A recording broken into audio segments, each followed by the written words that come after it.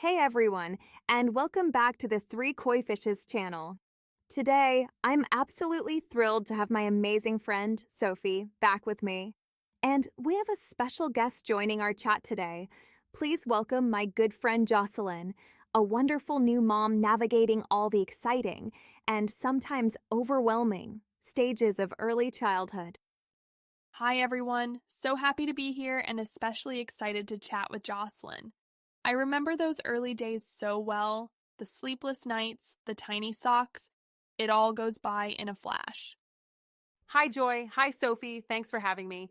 Honestly, with Leo here growing what feels like an inch every day, I'm constantly wondering if I'm focusing on the right things. Am I teaching him enough? Preparing him for, well, everything? That's why this topic, what kids should ideally be learning by 10, really grabbed my attention. Jocelyn, we totally get it. Those early years are a whirlwind of firsts. 10 feels like this significant milestone, a point where they're really stepping into more independence, making more decisions on their own. So, we thought it would be super helpful to break down some key skills and knowledge we can be nurturing along the way. Let's jump right in with number 1, basic financial literacy. Now, Jocelyn, when you hear that, does it sound intimidating? Like they need to be trading stocks by kindergarten? Honestly, yes. My brain goes straight to complicated spreadsheets and terms I barely understand myself. Not at all. Think much simpler. It's about grasping the concept of earning, saving, and spending money in a very tangible way. Things like understanding the value of different coins and bills, making those little choices at the store. Do I buy this toy now or save for something bigger? That kind of thing. Exactly. Maybe even having a small allowance to manage. It teaches them about value and making choices. Did either of you have an allowance growing up?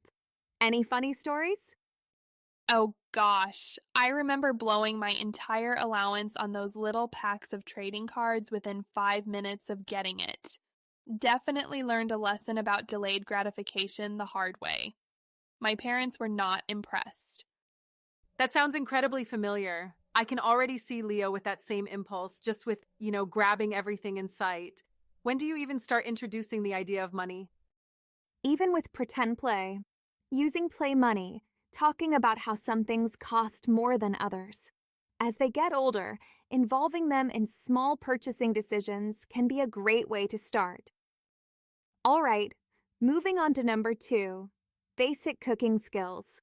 Now, Jocelyn, are you picturing your 10-year-old whipping up a gourmet meal? Maybe someday. Right now, not throwing food on the floor feels like a culinary achievement. Totally been there. But by 10, it's amazing what they can learn. Think things like making a sandwich, preparing cereal safely, scrambling eggs with supervision, or even following a really simple recipe. It's not about becoming a chef, but about building independence and understanding where food comes from. Plus, it takes some pressure off us parents. Absolutely. And it ties into nutrition too. When they're involved in making their own snacks, they're more likely to be interested in what they're eating. Any easy starter recipes you remember teaching kids, Sophie? Toast with different toppings is always a winner. Or even just assembling a simple salad.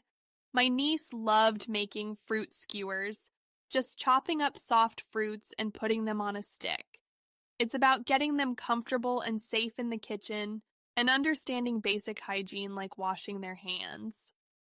That makes sense. I guess it's about starting small and building confidence.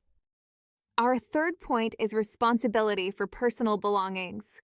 They should be able to keep their room tidy, organize their toys and clothes, and take care of their own items. Oh, this is a constant struggle already, and he's not even one. Any tips on how to instill this early on? It's definitely a marathon, not a sprint. Start with small, manageable tasks. Even putting toys back in a specific bin can be the beginning.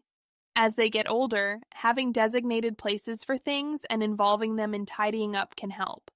Consistency is key, even when it feels like you're repeating yourself a million times. Exactly. And it teaches them about ownership and respect for their things. If they have to clean it up, they might think twice about leaving a trail of destruction.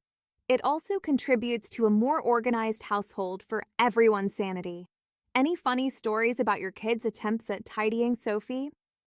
Oh, my son once tried to organize his toys by shoving them all under his bed. Out of sight, out of mind, I guess. It definitely wasn't what I had in mind for being organized. Number 4 is effective communication skills. This includes expressing their thoughts and feelings clearly, listening attentively to others, and resolving minor conflicts verbally. This feels so crucial, especially as they start interacting more with other kids. What if they just get frustrated and yell or hit?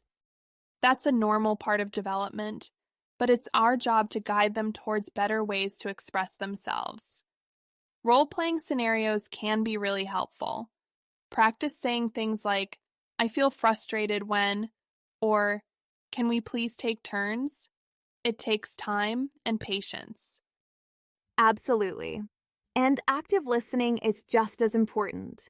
Encouraging them to make eye contact when someone is speaking and to repeat back what they heard can make a big difference in understanding. It's about helping them articulate what they need and how to understand different perspectives. Our 5th important thing is basic first aid knowledge. They should know what to do in minor emergency situations, like cleaning a small cut or knowing who to call for help. This one makes me a little nervous. What are some age-appropriate things they can learn without getting scared? Start with the very basics. Knowing their full name, address, and phone number, and understanding when to get an adult. As they get older, you can teach them how to clean a small scrape with soap and water and put on a bandage, maybe even where the first aid kit is kept. Even just knowing who the trusted adults are in their lives, parents, grandparents, teachers, and how to ask for help is a vital first step. You can make it like a game, practicing what to say in different scenarios. This wraps up part 1. In part 2 of this video series, we will cover the next 5 essential life skills every child should have by age 10. What are your thoughts on the first set of skills we discussed? Do you have any other valuable skills you can share with the 3 Koi Fishes community? Let us know in the comments, and we'll see you in the next video.